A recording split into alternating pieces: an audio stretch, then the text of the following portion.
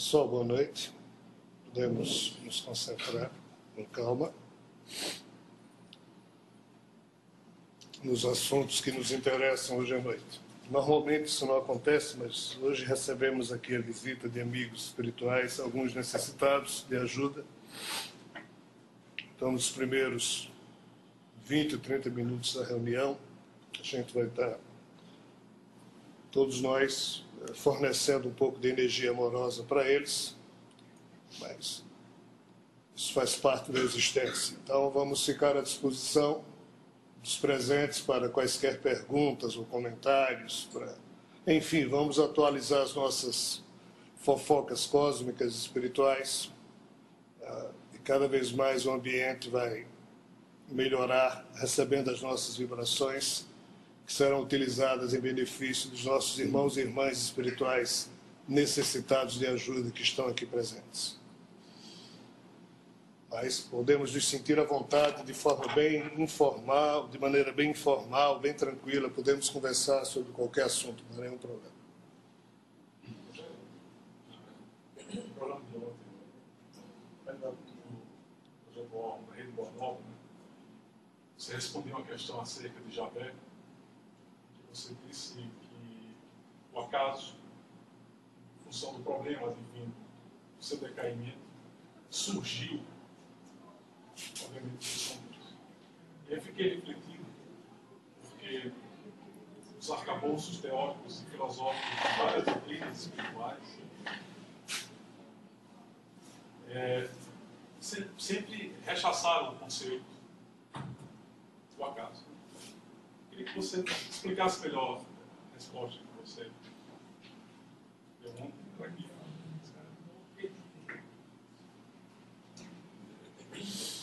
Vocês escutaram aí atrás? A pergunta de Oceano é o seguinte: ontem no programa Projeto Órgão, na Rádio Boa Nova, não me lembro exatamente em que, mas sobre uma pergunta que foi feita lá a respeito de Javé, eu me referi ao acaso como sendo um dos elementos que terminaram compondo a história de Javé. E Josiane, muito bem aqui, está registrando que acaso não é algo lá muito bem aceito, seja pela metodologia científica, seja pela visão clássica de uma ou outra ciência. O acaso, em tese, nós dizemos que não existe. De fato, num certo padrão de existência, o acaso não existe. Mas eu desconfio, pelos fatos, que na criação de Javé, o acaso é um dos fatores mais importantes para as construções das realidades que ele tanto, como arquiteto universal, ele se preocupou e se preocupa em fazer. Por que é que eu penso isso? E esse assunto eu tenho abordado, estou abordando de forma um pouco, ainda que superficial, no livro Drama Terreno de Javé e outros. Mas por que é que eu digo isso? Por uma simples questão de constatação. O nosso planeta tem 4,6 bilhões de anos. Durante os seus primeiros 800 milhões de anos, nada existia aqui na Terra. A Terra era uma bola de magma quente. De repente surge a molécula de DNA há 3,8 bilhões de anos atrás, com o código da vida de absolutamente tudo que viria a existir aqui na Terra, e todos os corpos da natureza que hoje nós vemos aqui na Terra, de qualquer reino animal, vegetal, o reino humano, o que for, originou-se nessa primeira molécula de DNA que surgiu há 3,8 bilhões de anos atrás. Qual o problema? Essa primeira molécula, ela permaneceu como sendo unicelular durante cerca de 3 bilhões e 200 milhões de anos, pois que durante todo esse espaço de tempo, a ciência somente percebe a presença de seres unicelulares nessa longa história de evolução do nosso planeta. Estranhamente, há cerca de 800 milhões de anos atrás, a Terra passa por um período glacial, as duas grandes idades de era glacial da Terra, em que entre 800 e 580 milhões de anos atrás, em dois momentos, a Terra ficou totalmente congelada. Alguns cientistas dizem que em uma dessas duas oportunidades não teria sido totalmente, alguns lugares teriam ficado fora desse congelamento, mas isso é motivo ainda de controvérsia entre os cientistas. Mas o interessante é esse aspecto. Desde a formação da Terra, a Terra passou mais de 3 bilhões e 200 milhões de anos apenas com seres unicelulares, ou seja, pequenos organismos com apenas uma célula. De repente, ela se congela de novo. Quando descongela, cerca de 570 milhões de anos atrás, já surgem os seres pluricelulares. E não há explicação lógica nem científica de coisa alguma de como os seres unicelulares se transformaram em seres pluricelulares, e nem muito menos existem fósseis que possam demonstrar como essa transição ocorreu. Qual é a questão? Em 1909, no Canadá, na região da Colômbia Britânica, foi descoberto o famoso folheto geológico Burgess. Essa camada geológica chamada de Burgess, B-U-R-G-E-S-S, ela traz os fósseis dos animais mais antigos pluricelulares que passaram a existir na Terra, apesar de que ninguém sabe de onde esses animais evoluíram, a partir de quê? No livro Drama Terreno de Javé, existem as revelações algo complicadas sobre isso, mas pouco importa. O fato é que, em Burgess, nessa camada geológica, que remonta a 570 milhões de anos atrás, ou seja, hoje nós estamos vivendo aqui, se todos nós morrêssemos e os nossos corpos ficassem enterrados aqui na Terra, tá? Se alguém 500 milhões de anos mais tarde que chegasse, fosse escavar, descobriria os nossos esqueletos. Então, os fósseis que estão nessa camada viveram há 570 milhões de anos atrás. E existe um jovem de 5 centímetros, chamado Pikaia gracile, que foi o primeiro vertebrado que apareceu na Terra, ou seja, o primeiro ser pluricelular vertebrado que apareceu na Terra, e que, a partir desse primeiro vertebrado, é que todos os demais vertebrados que hoje existem na Terra surgiram, inclusive nós, primatas, gênero Homo, espécie Homo sapiens. O problema é que, de Pikaia para cá, ou seja, de 570 milhões de anos para cá, ocorreram 6 super extinções de massa. O que é isso? Há cerca de 290 milhões de anos atrás, um belo dia, todos os seres que existiam na face da Terra, 99,9% de tudo que existia foi extinto devido a problemas que ocorreram de vulcanismo. Há cerca de 60 milhões de anos atrás, a família dos dinossauros que imperavam desde há 180 milhões de anos atrás, tudo foi extinto devido à queda de um cometa.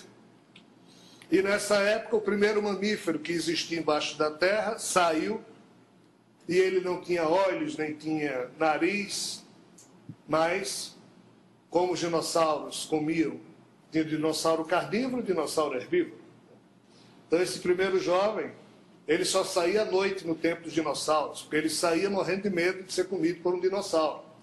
Então, quando ele saía da toca dele à noite, porque à noite os dinossauros se recolhiam, em especial os de sangue frio, ele então saía à noite e tentava enxergar na escuridão, e com isso ele foi desenvolvendo, olha só, pessoal, isso é ciência, tá? Com o esforço desse pequeno jovem, eu já não estou falando de picaia. A picaia foi o primeiro vertebrado.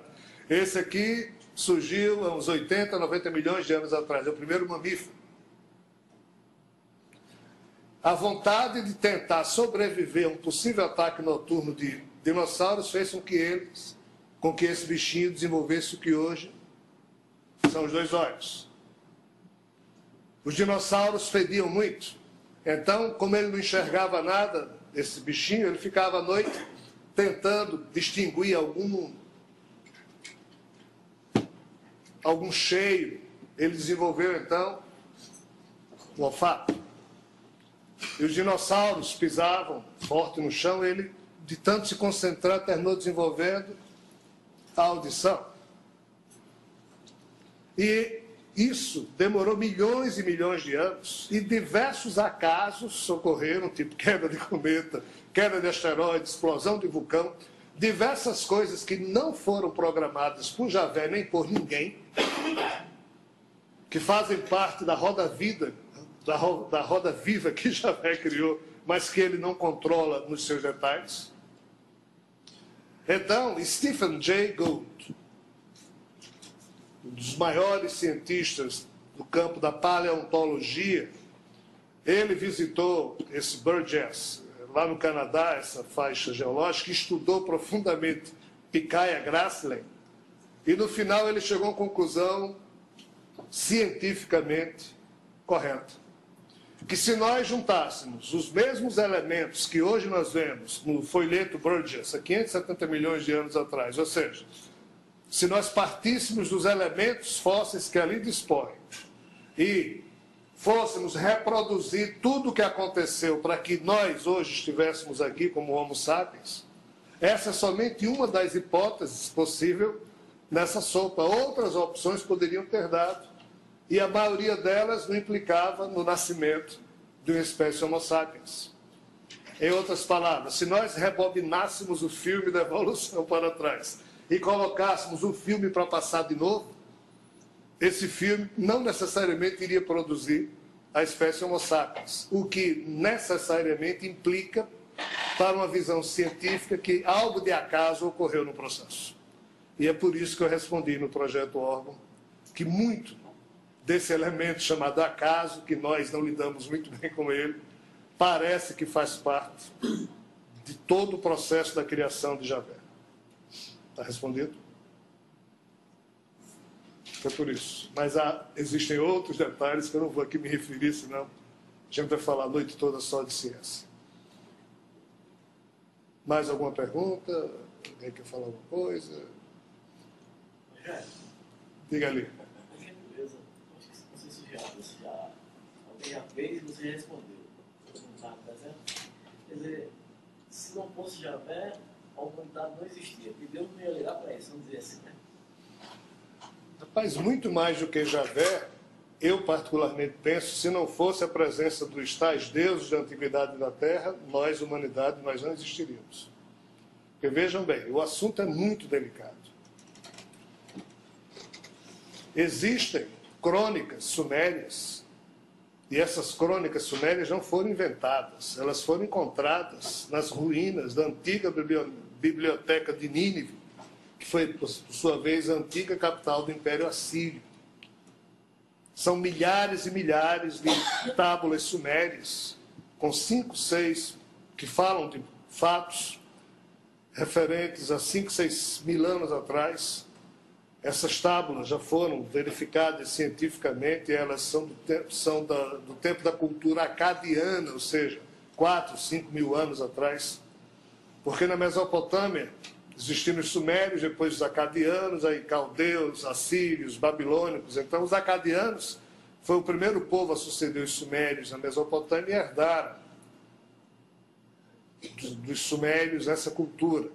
E está escrito nessas tábulas sumérias diversos mitos sumérios, cujos nomes são Enumelish, mas pouco importa, não vamos aqui a eles nos referir, que falam absolutamente, com propriedade e com mais detalhes, dos mitos que depois apareceram no Antigo Testamento judaico.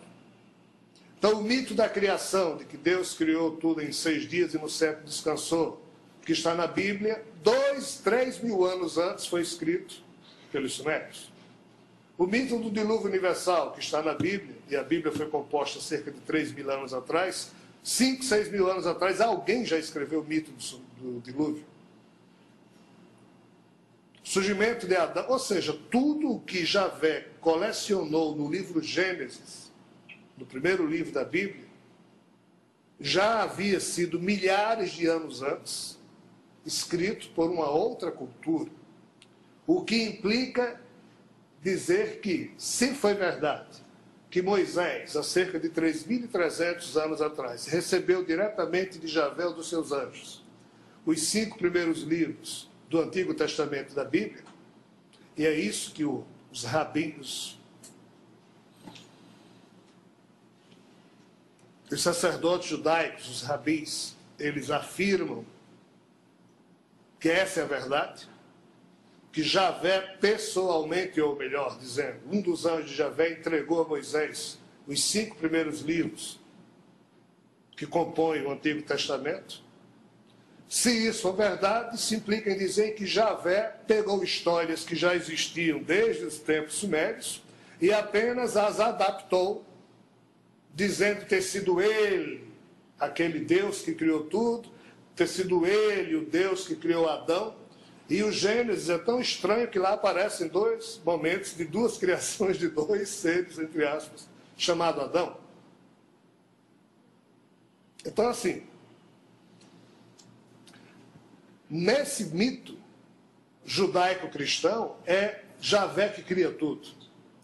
Mas se esses mitos já existiam 2-3 mil anos atrás, e nesses mitos sumérios, quem criou o homem teria sido Enki, ou seja, um dos deuses do panteão sumério, com seu irmão Ninjinshida, e pouco importa.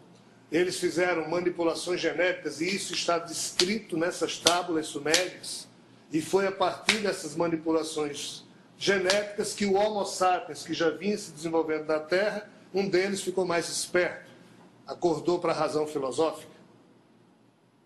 Quer dizer que Javé pegou histórias de outras pessoas e ficou contando como se fosse dele? Para a nossa lógica é assim que parece ser, mas para a lógica de Javé não é. Por quê? Porque para a lógica de Javé, e eu tento explicar isso no drama terreno de Javé, cada ser desse cosmos é só uma ferramenta dele. Na medida em que cada corpo aqui presente foi edificado a partir do DNA do Criador, no livro eu também abordo o fato de que Javé observa a criação dele como sendo um grande computador quântico, e cada ser cósmico, cada um de nós é uma tecla. O problema é que Javé quer apertar essa tecla. Ele não quer que essa tecla seja apertada pelos espíritos que hoje habitam essas teclas, ou seja, os nossos espíritos habitam nossos corpos, e é o nosso livre-arbítrio que faz com que nós tenhamos raiva ou amor, e esse tipo de sensação a gente marca no nosso DNA, e quanticamente a gente influencia Javé a toda hora com os nossos pensamentos e sentimentos. E é isso que ele não consegue lidar com espécies que despertaram e se tornaram independentes. Daí a raiva dele quando Adão e Eva se tornaram conhecedores do bem e do mal. Então, Javé não tem a ética humana. Javé tem uma ética própria. A ética humana surgiu somente agora na história do universo. Antes de nós surgirmos, não existia nada no universo parecido com a nossa ética. Parecido com a nossa ética existe nos níveis espirituais superiores. Porque de lá muitos mestres nascem nesse universo falando dessa ética para fazer com que nós evoluamos.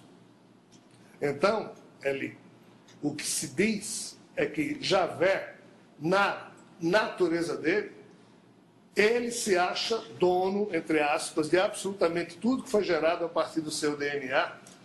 Então, se Enlil ou Enki, deuses do passado sumério, fizeram tal ou qual coisa, para ele não há incômodo moral e nem fere a sua ética pessoal ele afirmar que foi ele que fez. Porque, de fato, no nível astral onde ele se encontra, ele influencia o que ele quer. Então, se ele quer que Enlil faça tal coisa, faça tal coisa, ele influencia ali, mas depois ele pode dizer que fui eu que...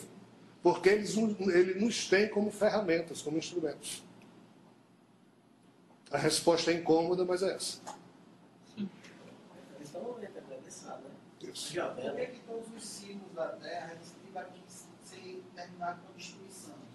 Por exemplo, os 4 ciclos que a Terra já passou, vamos entrar no 5º ciclo agora. Necessariamente teremos que passar por destruição para um novo recomeço, ou os espíritos já viram através daquele termômetro que ele fala, e nós não precisamos mais passar por isso? O que o nosso irmão está colocando é o ano 2012 em questão, né? E para isso nós precisamos entender algo muito simples. Aqui na Terra, notícia boa não vinga. Agora, notícia ruim se espalha logo, e mesmo que não seja verdade, vende muito livro e termina se tornando um fator de terrorismo psicológico para a gente. O que é que de fato acontece? Há cerca de 5.500 anos atrás, onde hoje é a cidade do México, existia uma cultura aqui na Terra, chamada de Toltecas, ou Olmecas, como é chamada no México.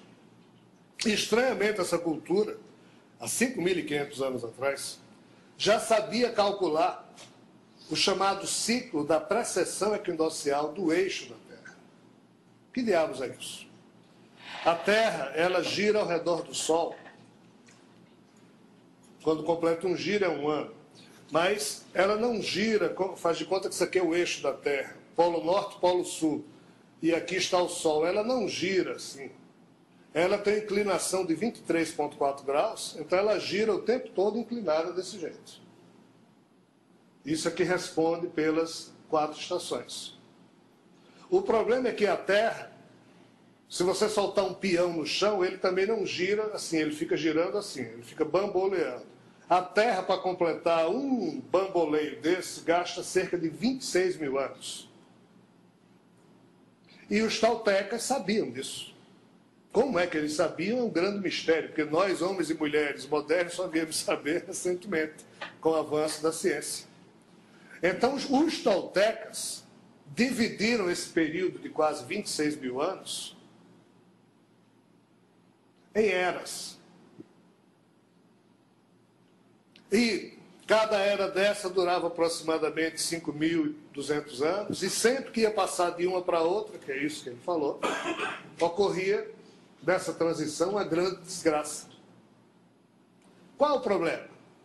Os toltecas criaram uma espécie de cultura mãe na América, seja do norte latino ou do sul, e quando os toltecas se extinguiram, várias outras raças surgiram e herdaram essa cultura.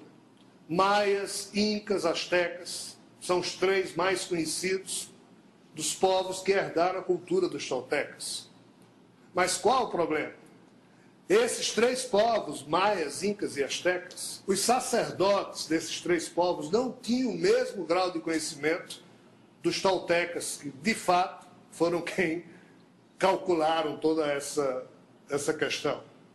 Mas quando os maias, incas e astecas viram aquela herança cultural fantástica dos toltecas, aí eles olhavam lá para os calendários que existiam e diziam, bem, isso aqui está dizendo que já teve uma era, aí quando essa era aqui passou para outra, teve uma desgraça aqui, começou uma nova era, quando essa terminou, passar para a próxima outra desgraça.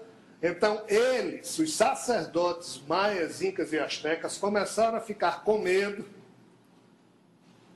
de que, na época em que eles viviam, eles estivessem próximos do final de um ciclo desse, e como eles não sabiam calcular o que os toltecas haviam apontado, aí entra mais uma vez a chamada ignorância humana.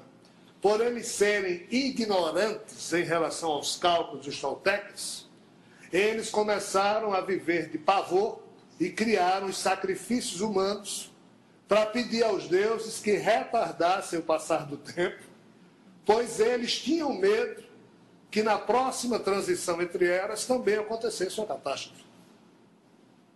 Isso é a verdade dos fatos. Aí o que é que acontece? Em 1436, Diego de Landa, um frade espanhol, chega lá na América Latina, na terra na Mesoamérica, em Yucatán, e se defrontou com toda a cultura maia, que não era maia, era tolteca. Os maias herdaram dos toltecas a cultura, introduziram lá o que eles queriam, mas a cultura mãe chama-se tolteca.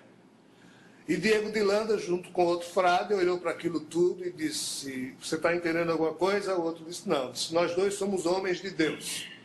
Se nós não estamos entendendo nada, é porque essa linguagem é a linguagem do demônio. Então vamos destruir. E eles destruíram tudo. Só escaparam perto de 2 códices maias.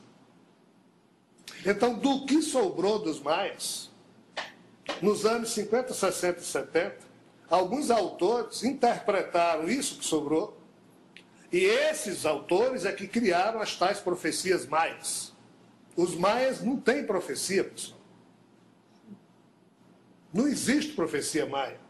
Existe comentário de sacerdotes maias sobre isso, aquilo outro, mas aí todos nós fomos, sofremos uma lavagem cerebral para acreditar que os maias afirmavam que na próxima passagem de era ia ter uma destruição. E com o avanço da astronomia, das ciências, se percebeu que esse último período correspondia ao intervalo de tempo entre o ano 3110 ou 3114 a.C. até o dia 21 ou 23 de dezembro de 2012, que completaria esses 5.125 anos aproximadamente. E o que existe de livro e de filme sobre fim do mundo em 2012 é uma coisa impressionante. Tudo isso com base na nossa ignorância. Porque, vejam bem, mais do que esses 3 povos, houve um outro povo que também herdou a cultura tolteca. Esse povo chama-se Hopi. Vivem lá na América do Norte. E o que é que os Hopis dizem? Diferente das fofocas dos maias, os Hopis dizem que realmente os ancestrais deles, ou seja, os toltecas, afirmaram que, bem, alguns povos dividem esse ciclo em 5 eras, outros em 4 eras. Os Hopis e os hindus dividem em 4 eras, os maias dividem em 5, mas pouco importa. Então os Hopis disseram que realmente da passagem da primeira para a segunda era houve um cataclismo de fogo e morreu muita gente. Aí começou a outra era, na passagem da segunda para a terceira houve outro grande da segunda para a terceira houve outro grande cataclismo, promovido agora por gelo. A última transição entre eras, qual foi o grande cataclismo que houve, segundo os Hopis? O dilúvio, promovido agora por água. O que é que os Hopis dizem agora, quando a 4ª era acabar e recomeçar a primeira? Que vai haver cataclismo? Os Hopis dizem que não. Que segundo os ancestrais dele, ou seja, os toltecas, dependeria da atitude do homem se existiria ou não cataclismo. Vejam que a história é totalmente diferente da interpretação que os caras dão do livro sobre os maias. Mas se você disser isso, você não faz sucesso, ninguém compra. Porque a notícia é boa, ou pode ser boa. Agora, se você diz que o mundo vai se acabar em 2012, compra-se. É natural. Mas, em resumo, os amigos espirituais, desde há muito, apontam que o bem já venceu aqui na Terra. É uma visão otimista, uma visão maravilhosa, é uma visão correta. E em muitas reuniões nossas aqui, nós sempre falamos isso, que os espíritos, há mais de 20 anos, vêm dizendo que o bem venceu. O problema é que isso não aparece na televisão, porque na televisão só aparece desgraça. Nós só damos audiência àquilo que tem sangue, àquilo que não presta.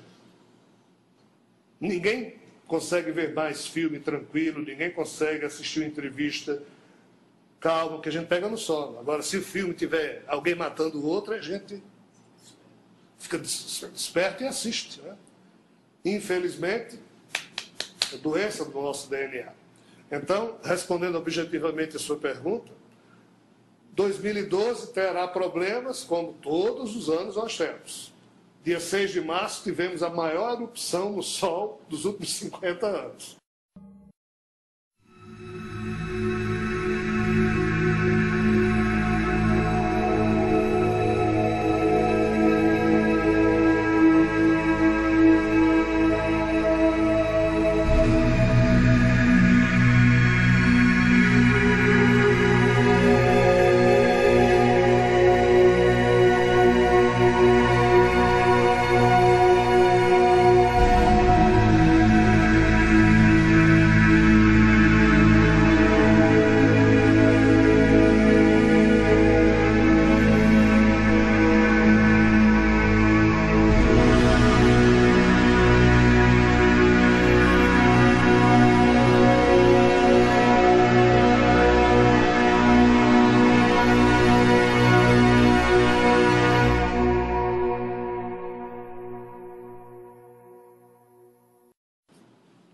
Continuamos vivos. Problemas ocorrerão e vão ocorrer fatalmente ao longo desse século, problemas ambientais. Mas isso não significa fim de mundo, nem fim de nada. Nós estamos apenas tentando dar fim à cretinice que existe aqui na Terra. Esse é o único fim que realmente todo mundo se esforça para que se acabe. A cretinice, a ignorância, a fé fanática, isso sim precisa acabar. Mas nós estamos só no período de transição dentro do início de um novo ciclo. E o grande perigo, segundo os Hopes, já passou. Porque o ano 2012, se a gente chegasse vivo ao ano 2012, maravilha, 2012 já é o recomeço de um novo tempo. Então o final já houve, segundo, mas cada um com sua interpretação. Bom, só, na verdade nós estamos na passagem, parece, do quinto para o sexto sol dos maias toltecas, e que, na verdade, o que eles dizem, descrevem, que não seria o final dos tempos, realmente seria a descida dos mensageiros do céu para a terra e a ida dos homens da terra para o espaço, que eles dizem, que retorna às estrelas. Cada um interpreta como quiser. Mas é interessante que, em 28 de julho de 1971, alguém foi questionado mais ou menos sobre esse assunto por nosso irmão Chico Xavier, naquele programa Pinga Fogo, né? Onde, exatamente nessa data, Apolo 15 estava em trânsito da Terra para a Lua e foi questionado por um repórter da Globo se o homem teria contato com seres de outros sistemas planetários. E ele falou que, exatamente na resposta, ele teria que retornar ao contexto que já tinha respondido na Nova Era, colocando dentro dessa resposta, e que tudo dependia da situação nos próximos 50 anos. Coloca exatamente esse período de 50 anos. Seria decisivo, estaria entregue ao livre-arbítrio do ser humano. Dependendo da situação do homem, se ele conseguisse vencer as guerras, e principalmente, e também o problema da fome, o homem possivelmente entraria num período de evolução científica, onde tudo quase seria automatizado, as doenças seriam solucionadas, mas ele também descreve que nesse período de 50 anos, e eu poderia até dizer para vocês que encerra em 2019, não seria em 2012, seria ao término desse período, o homem, se não conseguisse responder, a resposta era dada por Emmanuel, para existir, é que o homem poderia voltar a estaca zero ou quase zero, porque o próprio planeta Terra seria incumbido, vamos dizer assim, de apresentar o fator de correção dos desvios, vamos dizer, da nossa humanidade. E isso está registrado, gravado, inclusive, para qualquer um de nós perceber. Questionado até pelos mais próximos, os amigos mais próximos de Chico, sobre essa resposta, então ele coloca realmente que tudo dependeu de uma reunião que ocorreu no nosso sistema, no nosso planeta Terra, no nível espiritual, onde o dirigente máximo seria Jesus, num conselho planetário, inclusive na data correspondente ao dia 20 de julho de 1969, que foi a data que o homem, Neil Armstrong e Buzz Aldrin, desceram na Lua. Então, a partir dessa data, que seriam os 50 anos que o Chico estava se referindo naquela entrevista de 71. E ele diz também que ao final dos 50 anos, o homem não alcançasse a melhor das hipóteses, entraria então aquela situação que foi descrita por Humberto de Campos no seu livro Brasil, Coração no Mundo, terra do Pátria do Evangelho. Do Evangelho, né? O Brasil seria totalmente um país estruturado, porque quase todos os sobreviventes do nosso planeta migrariam para o hemisfério sul, principalmente para o Brasil. Ele descreve toda a situação de todos os povos que migrariam para o Brasil. Então é uma situação que ele fala realmente que tudo depende da atitude do ser humano, de cada um de nós. Você poderia colocar mais alguma coisa dentro desse contexto? Exatamente isso. Você colocou muito bem. Chico já havia resumido. Esse assunto ele é muito controverso, porque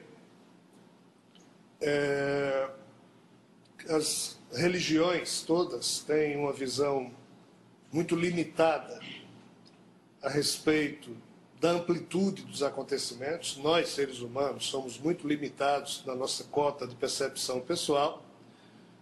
E como toda a água do mar não cabe num simples copo desse, esse assunto ele é tão amplo, tão vasto, que ele não cabe em nada do que existe aqui na Terra em termos de conhecimento. Então, cada religião leva para onde quer o assunto, mas o fato é que eu prefiro deixar de lado aqui crenças e opiniões e observar os fatos. E os fatos, eles são muito interessantes de serem observados. Nunca nós vivemos numa época tão rica em termos de complexidade de fatos. O problema é que nós perdemos a capacidade de fazer a leitura dos fatos. Nós fomos acostumados a transferir para outros responsabilidades que nos são próprias, né? Desde que a Igreja criou o livro das Sagradas Taxas da Chancelaria Apostólica Romana, em que ali descreveu cada pecado que um ser humano podia cometer e o preço da indulgência que ele deveria pagar para poder entrar no reino dos céus, e criou a bendita confissão para obrigar os pecadores a dizer seus pecados e assim haver um motivo para a Igreja arrecadar, isso começou um processo de ignorância, uma visão obscurantista que terminou por interferir até hoje no nosso discernimento ocidental.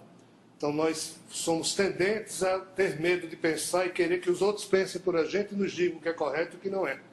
E isso nos fez exatamente o que somos hoje, uma raça ignorante que desconhece absolutamente tudo, porém cheia de crenças e opiniões sobre tudo e muito mais, né?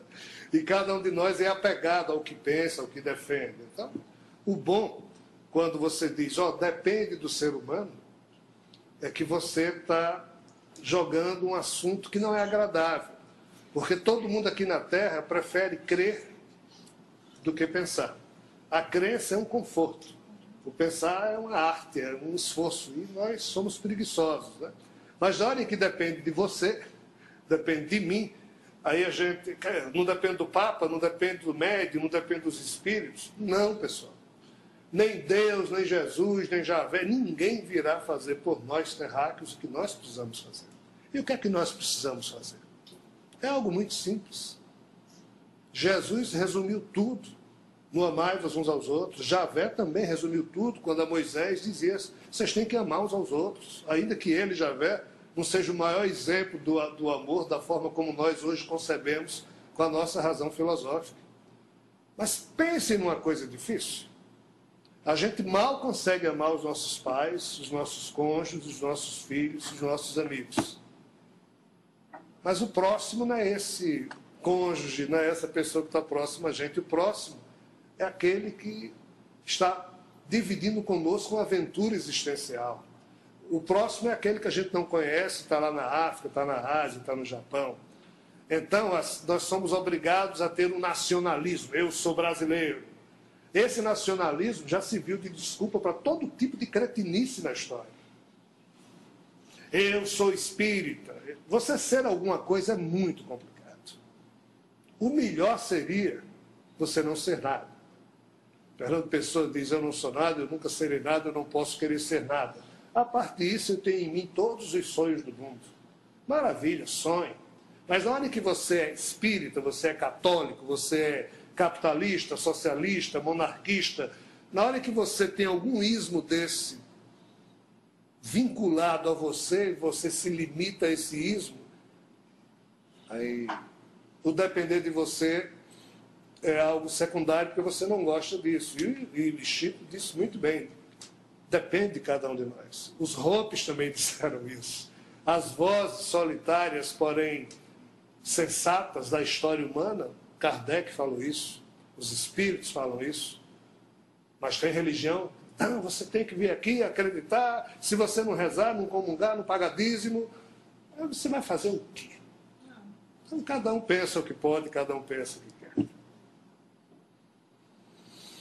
Eu ia fazer uma pergunta, naquela resposta, mas com essa resposta aí eu surgiu uma segunda. Eu faço com aí estão juntas.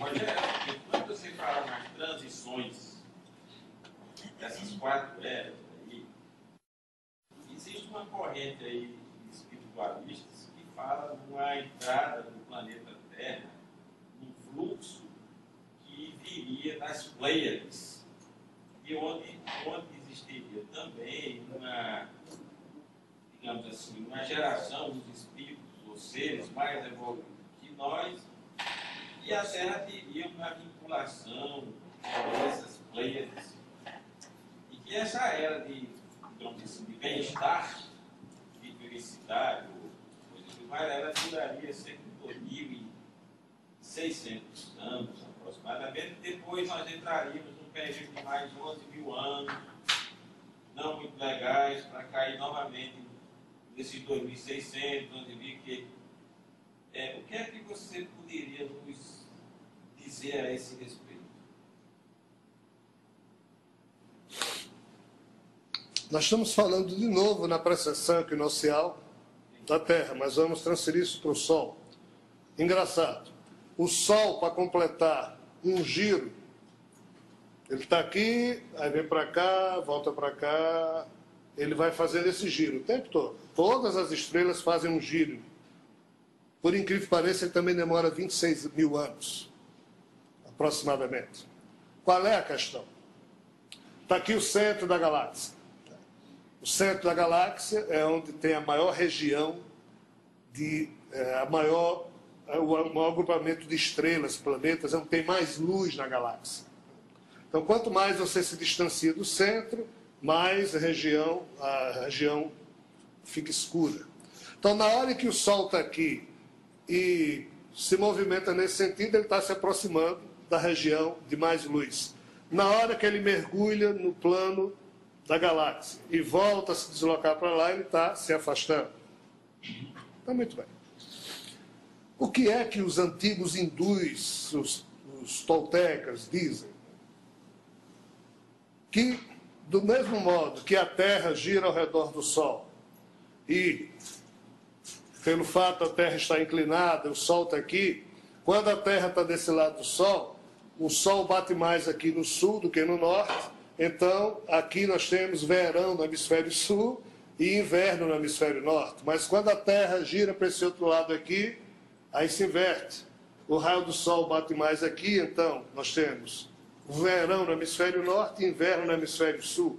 Ou seja, do jeito que o giro da Terra em torno do Sol necessariamente cria estações, e cada estação dessa interfere no nosso psiquismo, tá? Nós aqui no sul, nós aqui próximos ao Equador não temos 4 estações, nós temos 2 só. Mas abaixo do Trópico de Câncer e Capricórnio, ou em cima dessa zona, nós temos as 4 estações bem nítidas. Tá? E cada estação dessa influencia o modo de vida do homem na Terra. No verão ele se veste com roupas mais leves, pratica certos esportes, bebe um pouquinho mais cerveja, sei lá. Né? No outono ele começa a cair folha, não sei o quê, papapá, veio frio, ele começa a tomar outras atitudes, fica mais melancólico. No inverno a melancolia chega fundo, é tristeza mesmo, ele tem que tomar muito vinho para ajudar a passar o tempo. Aí você se recolhe em casa, lê com mais profundidade. A primavera explode, ou seja, cada estação provoca um tipo de influência no psiquismo humano. o que é que os toltecas e os antigos arianos hindus dizem? Que o giro do Sol, se aproximando e se afastando do centro da galáxia, também provoca estações, só que estações vibratórias. E essas estações vibratórias seriam influenciadas pelos fluxos intercambiáveis de energia que, de uma forma pré-existente, segundo as fofocas dos deuses, já poderia existir entre certos grupos de estrelas, tipo Pleiades, Sírios e a Terra. Robert Temple, no livro Mistério de Sírios, que ele lançou em 1976, ele fala de uma possível comunhão vibratória que existe entre a Terra e Sírios. Então tem gente que aponta também as Pleiades, tem gente que aponta outras regiões do céu. E, de fato, quando o Sol se movimenta, ele puxa todos os planetas com ele. Mas isso causa apenas influência. É importante que nós percebamos o seguinte: o que é que os espíritos dizem a respeito disso? Os espíritos têm dito com muita tranquilidade que nada que venha de fora necessariamente modifica o ser humano. Só o que ele produz no seu íntimo, através da reforma íntima, através do burilamento pessoal, do esforço, aí sim ele modifica a sua vibração. Não, mas nós vamos entrar agora no 7º raio da zona X, que vem de estrela tal, e isso vai fazer com que todo mundo passe da 3ª para a 4ª dimensão. Eu tenho uma certa reticência em relação a esse tipo de afirmação. Porque a vibração de cada um de nós é que cria a nossa condição espiritual. Claro que o ambiente psicoenergético espiritual da Terra é formado também pelas formas de pensamento e sentimento dos seres humanos, mas também pelo próprio, entre aspas, espírito de Gaia da Terra. E quando a Terra está aqui ou acolá, recebe influências distintas desse ou daquele foco energético. Ou seja, a aventura da vida cósmica é fantástica, mas a responsabilidade é intransferível dos seres que pensam. Não é culpa das estrelas, jamais. Já? Vai candidato? Não, eu estou aqui. Rogério, a respeito do xadrez cósmico, foi a palestra que você deu em Curitiba, né? Não sei se eu entendi bem em relação a Shiva. Né? Brahma, o criador. Shiva, Shiva foi criado, ele veio para destruir Javé? Foi isso que aconteceu? Não. Mas era essa a função dele. Destruir as besteiras de Javé. Os deuses. Não, destruir qualquer coisa que impedisse o progresso cósmico. Mantendo a Deus. O que criou? Eu convido a todos para ouvir a palestra do Projeto Óbvio. Está lá no Projeto Óbvio, essa palestra xadrez cósmico que ele fez em Curitiba, no dia 19 de fevereiro. Isso é imprescindível para que todos ouçam. É muito boa essa palestra. Agora eu queria que ele dissesse alguma coisa que complementar o que ele fez lá. Falou lá. Cuidado que você apanha, hein? Quem não tiver ouvido a palestra, não vai compreender muito bem. Tem a pergunta e as respostas. Eu sei que é bom assistir a palestra, eu ouvi a palestra, eu ouvi, é muito esclarecedora, mas se você puder fazer um resuminho aí, seria interessante. Tem meia hora.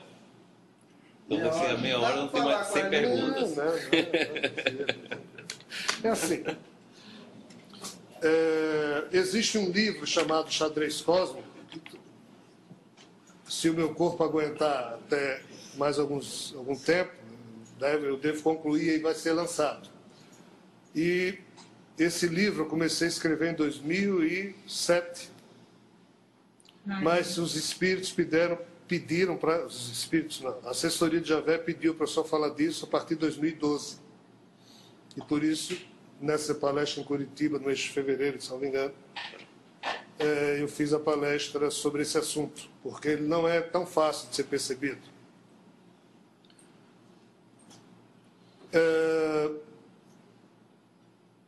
Søren Kierkegaard diz, filósofo dinamarquês, ele diz algo, eu gosto muito de partir da premissa que ele tão bem colocou nas palavras. O ser humano, ele pode se enganar de duas formas. Primeiro é acreditando naquilo que não é verdade. E a outra forma é deixando de acreditar no que é verdade. Então, nós costumamos nos enganar nessas duas formas. Qual é o problema? O problema é que há muitos milhares de anos, num tempo em que não se consegue plotar no nosso calendário, foi revelado à Terra a ideia da Trimurti hindu, ou ariana. O que é isso? A trindade dos deuses do panteão hindu-ariano. E lá, estranhamente, está descrito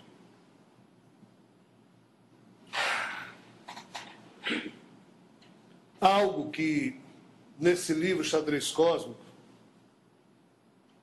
que eu já nem me lembro quantos capítulos aquilo lá tem, mas é muito grande o livro. Tem pouco importa. Existe uma expressão em sânscrito chamada lila. Essa expressão tem muitas traduções, muitos modos de entender na nossa língua portuguesa. Desde a brincadeira, a pendenga, a confusão, a brincadeira de mau gosto, a disputa, seja lá o que for. Pois que foi assim mesmo que foi contado aos hindus arianos em tempos idos, de que esse universo teria surgido a partir de uma lila de divindades. Quando eu escrevi o Drama Cósmico de Javé, quando eu comecei, eu escrevi um livro e deletei. Esse que eu lancei foi outro.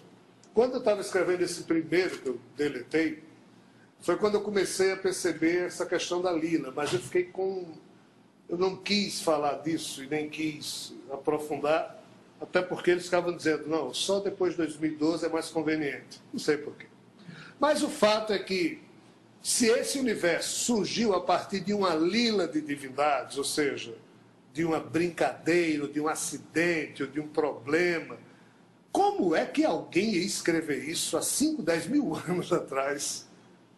E o pior, e contando a participação de cada uma dessas divindades nessa lila. Então a palestra Xadrez Cósmico, e eu já nem me lembro o que é que você perguntou, né? Mas eu estou fazendo só um resumo, né? Ah, você foi Shiva, né? A função de Shiva. Então, segundo essa explicação aqui que foi dada, Javé, ou melhor, Brahma, devido a uma doença de uns... Isso aí já não são os hindus que falam, já são os amigos que falam através dos livros que eu estou escrevendo, e aí deve estar tudo errado. Através de uma doença que a gente só tem uma expressão para usar, que se chama do primeiro impulso, o impulso doentio, Javé, sem querer, exteriorizou uma ideia dele. O exteriorizar aí, pessoal, para nós seres humanos, nós temos que evoluir bastante para conduzir a nossa Kundalini e elevá-la através dos nossos nadis para que ela saia... Bem, também se eu for explicar isso, aí lá vai outra palestra. Mas as divindades podem fazer isso naturalmente, e com a Kundalini, que reside no espírito de cada um de nós, essa divindade exteriorizou algo que hoje nós chamamos de singularidade, que os cientistas chamam de singularidade. Quando ela externou isso aqui, ela começou a soltar pacotes mentais em micros e micros instantes do primeiro segundo do surgimento do universo, mas teve uma hora que ela hesitou devido a um problema e terminou sendo tragada pela própria criação. Na hora em que isso ocorreu, as outras divindades disseram, deu problema. Ficaram olhando lá de fora. Aí essa divindade, que terminou sendo tragada pela própria criação, demorou cerca de não levem isso muito a sério, tá? 200 milhões de anos para poder se pôr, entre aspas, de pé. O universo tem uma história de 13,7 bilhões de anos. Então, os primeiros 200 milhões de anos, isso é aproximado. E quem diz isso não são os hindus, aí já são as besteiras que eu escrevo. Essa entidade se pôs de pé. E a turma lá fora disse: e agora? Aí ela começou a criar, ela estava sozinha, ela começou a criar a partir das suas próprias células do corpo que ele conseguiu reconstruir. Quando ele criou os primeiros, uma certa divindade olhou e disse: vai dar problema. Eu vou para o sacrifício. Jesus. Não, eu vou para o sacrifício. É o jeito, eu vou ter que destruir muitos do que esse ser criar para poder deixar aberta a perspectiva disso um dia se ajeitar. Porque esse ser passou a criar em pleno desespero. Ele já se reconstruiu de forma monstruosa para os nossos padrões. E passou, a partir dele mesmo, criar outros seres que também eram monstruosos para os nossos padrões. Então, essa divindade mergulhou, e aqui eu estou falando de Shiva, e Shiva começou, então, a acompanhar a história, e sempre que um super monstro surgia com um problema pior do que o do Criador, ele destruía.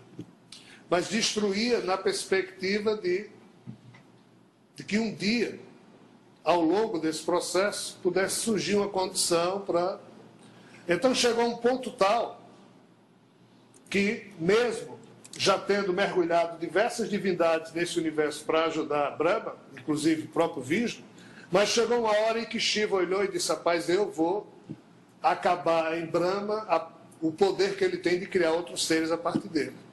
E na Trimurti, ou seja, na Lila dos hindus arianos, dizem, lá é dito que Brahma jamais gostou de Shiva, porque Shiva destruiu uma de suas cabeças. Foi o momento em que ele parou de criar outros seres a partir dele mesmo. A partir desse momento, aí entrou a ideia de Vishnu, que seria semear o cosmos com o DNA do Criador. E assim a Terra foi um dos mundos que recebeu essa semeadura, o primeiro DNA que apareceu aqui 3 bilhões e 800 milhões de anos atrás. Então, assim, esse xadrez cósmico é uma pendenga entre essas divindades, mas Shiva e Vishnu não agem com Brahma dessa forma porque eles gostam, é porque é a única linguagem que Brahma pode entender. Aí eles se submetem a esse nível de coisas para poder se relacionar com Brahma de alguma forma. Detalhe, Brahma não consegue perceber nada fora do universo, nada fora do nível astral que ele se encontra. Ele não percebe a deidade, o pai e mãe amantíssimo, os níveis da espiritualidade superior. Ele só percebe o que foi criado a partir do seu poder mental. E o pior, ele não conversa com ninguém, ele dá ordens. Então, todo mundo que mergulhou de fora para ajudar, para dar estrutura espiritual à sua obra, tem que se submeter a isso. Ao longo da história do universo, nunca tinha surgido uma civilização que tivesse a razão filosófica desperta nos moldes com que nós, aqui na Terra, surgimos. Nós somos a espécie bebê dessa história, a última que surgiu no universo. E surgiu de tal forma crítica que Brahma, ou seja, Javé, nunca gostou do fato de Adão e Eva, porque ele queria que a espécie Homo sapiens fosse ingênua, obediente, do jeito que ele é acostumado a tratar as outras civilizações. Então, assim, essa pendenga cósmica tem a ver também com o fato de Vishnu ter vindo à Terra, na personalidade de Jesus, e ter dito que voltaria pessoalmente para presidir esse momento de reintegração cósmica da Terra, ou então o momento que o próprio Brahma já tinha anunciado há mais de 5.000 anos. Que momento é esse? O momento do julgamento geral dos vivos e dos mortos, ou seja, o juízo final decretado pelo próprio Brahma. Qual o drama da história? A natureza dele não permite que ele nos julgue com justiça, porque ele não consegue avaliar seres que têm o padrão da razão filosófica desperta. E isso ele já disse nos tempos de Enoque, e Enoque escreveu isso no seu próprio livro. Que outro anjo clone viria, anjo clone que está dizendo sou eu, tá? o anjo mais especial de Javé viria com ele nos tempos futuros para realizar o juízo final, pois que Javé não sabia, Brahma não sabia de tudo. E para a quem interessar possa, no livro chamado Ramayana, na hora em que Ravana, que era na época em que esse livro fala das coisas, existia outras espécies pensantes na Terra, além do Homo sapiens. Existia a espécie dos demônios também. E Ravana era um deles. E Ravana viveu durante cerca de 10 mil anos, salvo engano meu. E ele ficava concentrado em Brahma, porque a espécie dos demônios foi criada por Brahma. E Brahma concedia aos demônios poderes. Mas concedia como? Olhem bem o que o Ramayana conta. Ravana passou 1000 anos meditando, aí cortou a primeira cabeça. Ele tinha 10 cabeças. Passou mais 1000 anos meditando em Brahma, cortou a segunda. Ou seja, durante 9000 anos, esse demônio sempre meditando em Brahma, ou seja, pedindo coisa a Brahma, e Brahma recebendo a influência via o DNA. Incomodado, quando Ravana foi cortar a última cabeça, 10 mil anos de história, quando ele foi cortar a última cabeça, aí Brahma aparece para Ravana e faz: o que é que você quer? Mas pare de me encher o saco. Faça um pedido que eu lhe dou. Mas pare com isso. Veja o nível de incômodo que o Ramayana conta. O que os demônios faziam incomodava a Brahma.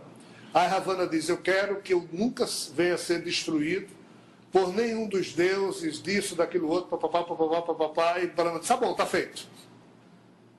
Aí Ravana teve as suas 10 cabeças reconstruídas, Ravana, e passou a provocar tudo que era Deus do panteão hindu, filhos de Brahma, Indra, Surya, Agni, e começou a derrotar todos eles, porque Brahma tinha dado o vaticínio de que ele jamais seria derrotado por esses seres.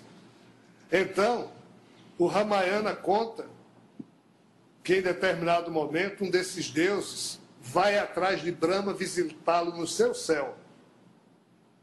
E quando adentra no seu céu, e o Ramayana diz aonde se encontra o céu de Brahma em relação ao universo. Ele já vai entrando na mansão de Brahma, totalmente revoltado pelo poder que Brahma havia dado a Ravana. Aí ele diz, esse Deus, tá? Diz: velho louco, chamando Brahma, como é que você dá poderes a um demônio que agora está nos destruindo? E Brahma, sem saber o que dizer, porque ele tinha dado aquilo cedendo a um impulso dele, pelo sofrimento que Ravana estava causando nele. Eu não estou inventando nada, pessoal, está escrito há mais de 5 mil anos. Aí, esse Deus começa a pedir a Brahma para ele tomar alguma atitude. Ele diz: eu não sei. Aí tem uma hora que ele diz: eu vou me arrepender de ter criado todos vocês. Aí esse Deus diz: já deveria ter se arrependido. Aí faz uma série de perguntas a Brahma. Ele diz: eu não sei responder isso. Procure Vishnu, que Vishnu é que sabe dessas coisas. Aí esse Deus sai, vai para o céu de Vishnu.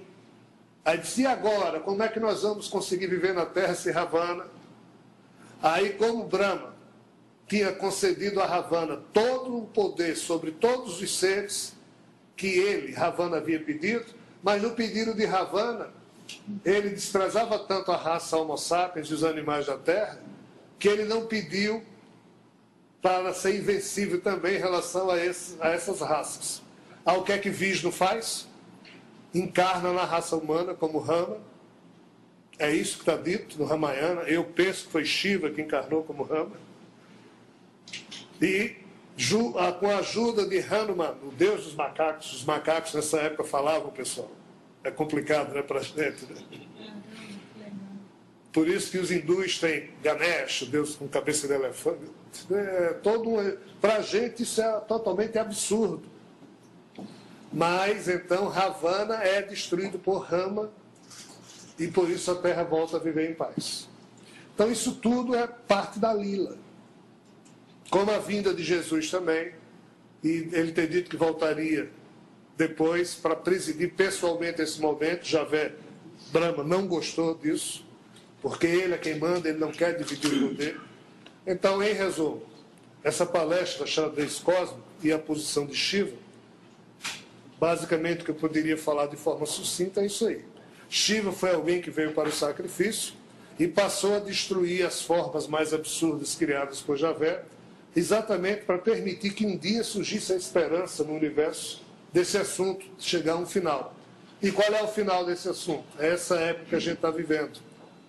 O que é que os espíritos dizem, a própria assessoria de Javé. Finalmente ele vai dividir o comando com Vishnu, ou seja, com Jesus. Então, em sendo isso verdade, a história do universo a partir de agora muda.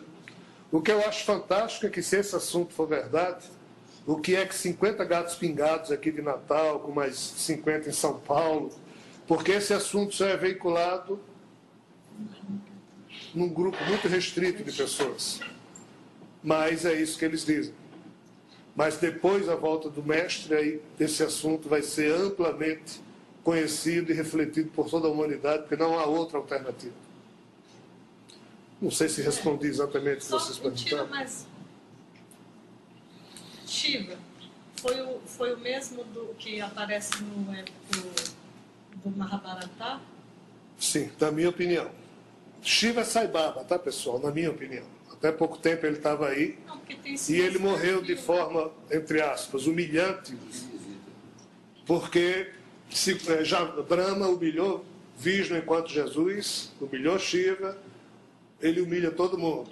E, sim, me pediu para fazer um anúncio da chegada de Jesus, que não houve. Todo mundo envolvido nesse processo, direto e indiretamente, seja que a que espécie a pessoa pertença, mas ele humilha, porque o poder é dele. Ou se submete, ou... Né? Então, assim, se eu estiver correto na minha avaliação, até pouco tempo Shiva estava encarnado na figura de Sai Baba, e o espírito dele veio para o sacrifício de, já que ele anunciou a data da morte dele, e terminou morrendo antes, né? E em sendo ele um avatar, essa foi a forma que ele, entre aspas, encontrou de se sacrificar diante da imposição de Brahma e acabar com a lila, ou seja, acabar com essa pendenga cósmica. O assunto é muito sério, mas é muito doido. Você falou que na criação do universo, Javé, o ser criador, ele entrou e permaneceu adoentado. E se eu entendi corretamente, em uma palestra que eu vi sua, você falou que a doença era o câncer. Não sei se eu entendi correto. Então, se o ser criador tem uma doença dessa forma, que é uma doença que acomete todos os seres vivos, praticamente na Terra, e ele não consegue se libertar disso, isso significa que nós, tão cedo, conseguiríamos também uma cura para essa doença. E outra coisa, essa doença só seria vencida no dia que a gente conseguisse desenvolver o amor a ponto de ajudar Javé nesse ponto? A resposta é exatamente essa. O sentimento amoroso presente no psiquismo do ser é o melhor antídoto contra qualquer tipo de doença. Alguém que tenha um coração de criança e ame, e tenha simplicidade existencial, essa pessoa nunca pega nenhuma doença. Sai Baba diz com muita tranquilidade que um sentimento de exultação e de vibração amorosa com a vida e para com tudo que nos rodeia nos livra de qualquer doença, e é um fato.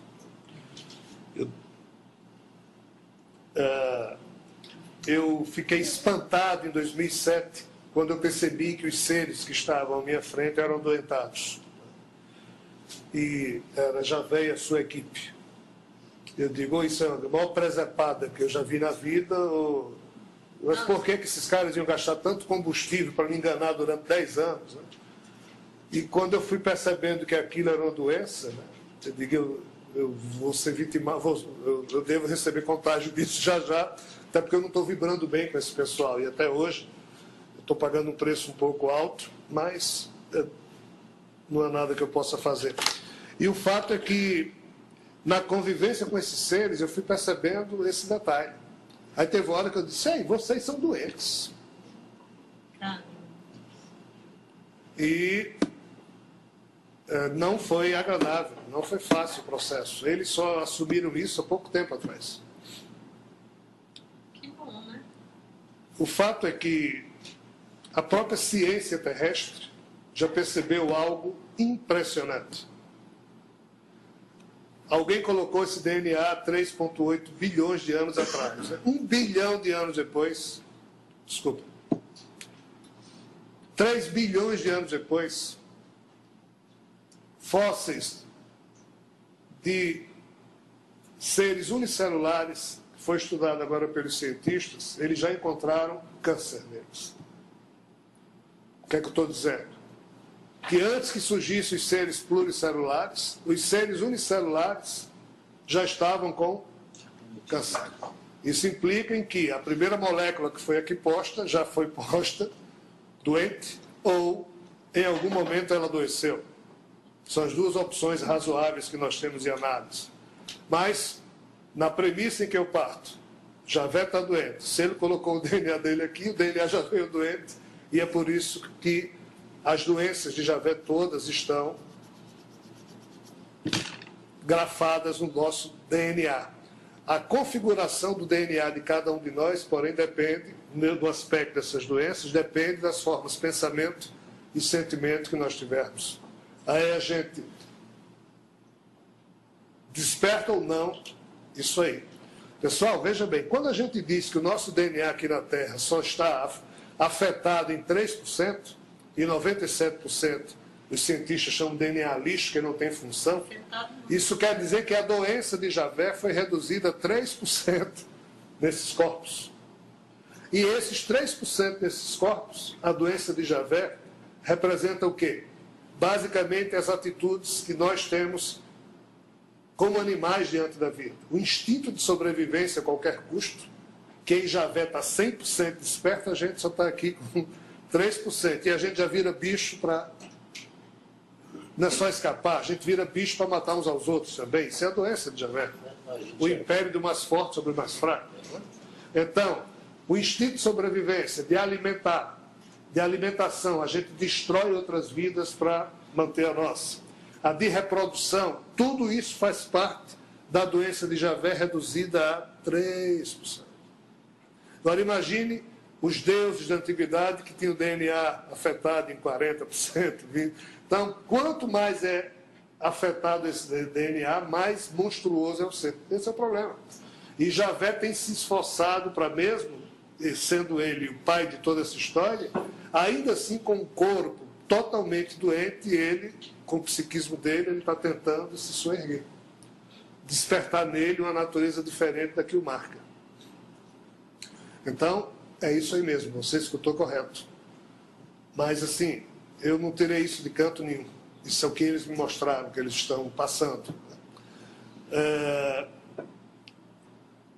O assunto não é agradável, eu coloquei isso no livro Drama Espiritual de Javé. Vai piorar com os outros livros que eu tenho a publicar. Não tem muita coisa agradável, mas, assim, no final, o nosso entendimento deve ser extremamente suave, positivo, amoroso. Porque se for verdade essa história da Lila, finalmente chegou a hora da gente se defrontar com a verdade e fazer algo por essa verdade. E a nossa atitude tem que ser amorosa, tem que ser sorridente, tem que ser a atitude de uma criança, de fazer o bem mesmo àquele que lhe agride. Quando Jesus insistia que a gente tinha que amar a todos os seres, e principalmente a Deus Pai, com toda a força, ele estava querendo exatamente dizer que esse Deus Pai depende de Deus, não tem nada, tá, pessoal? É só um ser cósmico criador, mas Deus mesmo é outra história. É porque nós aqui na Terra fomos levados a chamar de deuses figuras que são mais doentes que nós, só que tinham certos superpoderes. Mas, no fundo, são mais doentes que nós. Qualquer um de nós aqui na Terra pode fazer o que nenhum desses seres pode. Pelo fato de nós termos o privilégio de morrer logo, ou pelo fato de nós podermos dormir o nosso espírito pode sair do corpo e ir para onde quiser, se ele estiver limpo. Se nós tivermos coração de criança, esse corpo pode estar totalmente doente, isso não pega no nosso espírito. Mas isso é necessário que a gente não se deixe afetar pelas coisas do mundo. Ninguém foi mais maltratado do que Jesus. E ele disse, eu venci o mundo. Por quê? Porque o espírito dele saiu limpo do corpo crucificado, sujo de sangue. Ele saiu sem nada mal resolvido com ninguém, sem odiar ninguém, amando todo mundo. Isso é vencer o mundo. Na hora que você tem um comportamento desse, você pode morrer crucificado, mas de câncer você não morre. Essas doenças todas que nós temos são produtos das nossas próprias limitações. Javé não tem culpa de nada.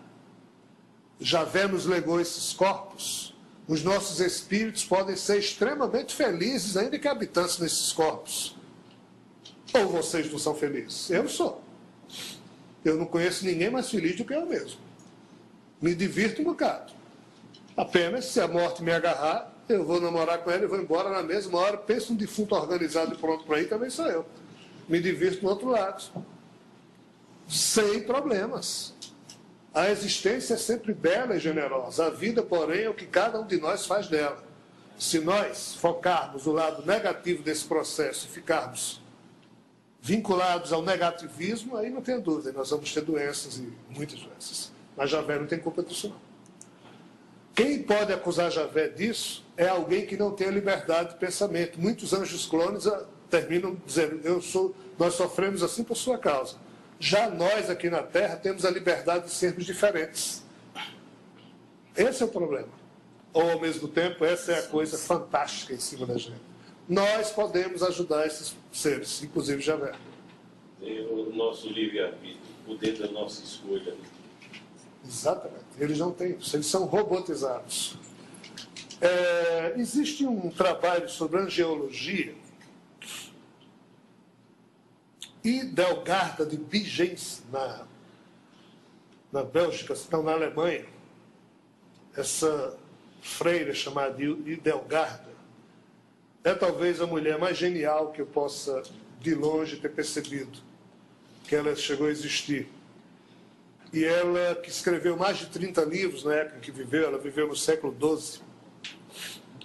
Muitos dos livros dela eram sobre os anjos, né? Os anjos que assessoravam o Senhor Javé. E ela diz algo que eu não sei se é necessariamente verdade, mas talvez seja. Ela diz que a diferença entre os anjos do Senhor Javé e nós é que nós podemos optar com o nosso livre-arbítrio a cada momento ao longo da vida. Os anjos, quando são criados, eles só podem optar uma vez. Depois disso, eles são aquilo. E ela usa esse artifício para explicar a queda de Lúcifer, de Satã, que teriam sido anjos que no único momento em que eles podem ter opção, eles fizeram a opção errada. Por isso que foram danados até o fim da eternidade. Mas isso é só uma tese teológica de Delgarda, mas serve para ilustrar um pouco a nossa reflexão em torno do assunto. Lembre-se, Javé ficou chateadérrimo quando Adão e Eva se mostraram conhecedores do bem e do mal, e no Alcorão fica claro que os anjos de Javé não gostaram que surgisse um animal na terra com esse poder que nem eles tinham. Vejam bem, pessoal. Agora, demorar tantos milênios para a gente perceber o óbvio, para a gente agora poder estar falando desse assunto, por que é que isso não foi falado antes? Porque nos falta maturidade emocional e espiritual para tratar desse assunto. Por isso que os amigos espirituais dizem que a hora da... Uma vez foi a revelação espiritual, já foi maravilhosa, mas agora a revelação cósmica, ela traz páginas desagradáveis. Precisa de maioridade espiritual. Senão, a gente fica botando culpa em Javé de tudo que acontece conosco, e não é por aí. Mas já que você continua ainda assessorado por aqueles mesmos seres que mandaram você avisar do ministério, aí, desses mesmos que você acabou de chamar de adoentados, então aí a pergunta, quais as credenciais que eles ainda têm para te mandar escrever livros, se ninguém sabe se eles estão falando a verdade ou estão mentindo? E por que eu coloco nos livros? Que eu não sei se isso é verdade. Por isso que eu coloco. Esse é meu drama pessoal. A primeira palestra que eu fiz sobre esse assunto foi em 1998, em São Paulo. Minha primeira frase foi: pessoal, não sei se eu estou certo. Desconfio até que estou errado. Mas eu não consigo largar esse assunto, porque eles já fizeram de tudo, eu já tentei fugir e eu estou aqui hoje. Em todos os livros que eu publico, em alguma página está lá o registro de que eu não sei se eu estou certo. Não há um só livro que eu tenho publicado em que eu não escrevi isso. Eu até sou irritantemente repetitivo, dizendo: eu acho que estou errado. Por favor, não acreditem nisso, reflitam. E em qualquer palestra que eu faço, eu também digo isso. Exatamente por isso. É a tragicomédia deste que vos falo. Eu tenho que reconhecer que a turma que me assessora é mais doente do que eu. Então, óbvio que o que sai através de mim deve estar muito errado, né? Eu já tentei parar com isso, mas não consigo, eles dizem que... Eu estava querendo pegar um gancho aqui, né? Pegue não, rapaz, já são 9h35. Porque é o seguinte, pelo que você coloca, essas entidades estão buscando ajudar a Javé. Mas é como se estivessem fazendo algo contrário ao pensamento de Javé. Sim. É assim mesmo. Por que é que no livro Drama Cósmico, Drama Espiritual de Javé, eu deixo claro que nós temos que ajudar Javé apesar dele? Porque ele nem sempre faz por onde ser ajudado. Por que é que Jesus foi crucificado, pessoal? Jesus veio ao mundo para nos ajudar a ajudar Javé. Pediu a Javé: rapaz, me livre desse cálice. Não, tem que ser. Não, tá bom, que seja feita não a minha vontade, mas a sua vontade. Jesus disse isso claramente. Então, que vontade é essa daquele pai que enviou um filho para ser crucificado entre um bando de doidos? O que é que está por trás disso? Então, a visão é muito tortuosa. Existem, dentre os anjos clones de Javé, 3 tipos, que eu descobri até hoje. Olhem bem, os espíritos não me disseram nada disso, não. Eu tive que descobrir convivendo, recebendo pancada. Eu estou igual aquele lutador de boxe que está em cima de um ringue sem querer estar, só levando pancada e sem poder devolver. Mas a cada pancada que eu levo, eu vou aprendendo quem é que está me agredindo. Vou reconhecendo, com um pouco de experiência espiritual que eu tenho, eu vou fazendo o perfil psicológico. Esse cara é mais doido que eu, como é que ele é anjo e eu sou um animal terráqueo? Nós somos uma espécie de anjo, nós somos a última espécie de anjos criadas por Javé, só que a coisa saiu da forma como Jesus queria, não Javé. Esse é o problema. E Lúcifer foi o principal agente desse processo, junto com os deuses Anunnakis. Quer dizer, é tortuoso o entendimento. Mas eu até hoje descobri 3 tipos de anjos clones de Javé. Aqueles que ainda são 100% robotizados, ou seja, não têm livre-arbítrio, não despertaram ainda para a existência, sentem, pensam e fazem só aquilo que a mente de Javé ordena. Quando a mente de Javé se cala, eles ficam inativos, como se fossem máquinas. Ou algumas espécies fazem lá o que tem que fazer dentro da natureza, mas não produzem nada. Isso aqui é a maioria dos anjos clones de Javé. Aí tem uns que despertaram, mas fingem que não despertaram, e continuam obedecendo às ordens de Javé, mas já atuam no sentido de uma conspiração amorosa, para que, com calma, e essa calma vem durando bilhões de anos, um dia Javé resolva dividir o comando com o Virgem. É essa turma aqui que trabalha comigo. E tem a terceira turma, que são os rebeldes. Aqueles que já despertaram e foram para a rebeldia e pagam um preço alto.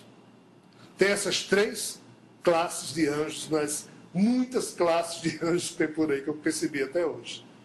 Nenhum deles tem a turma bonita, tem a turma feia em relação ao nosso padrão. Pessoal, um dia nós vamos entender que essa forma humanoide aqui, com uma cabeça, 2 olhos, 2 braços, 2 pernas, é o último protótipo criado depois de não sei uma quantidade de experiências que a gente nem imagina. Mas observem os deuses do panteão tibetano, hindu, ariano, quantos braços, pernas e cabeças tem.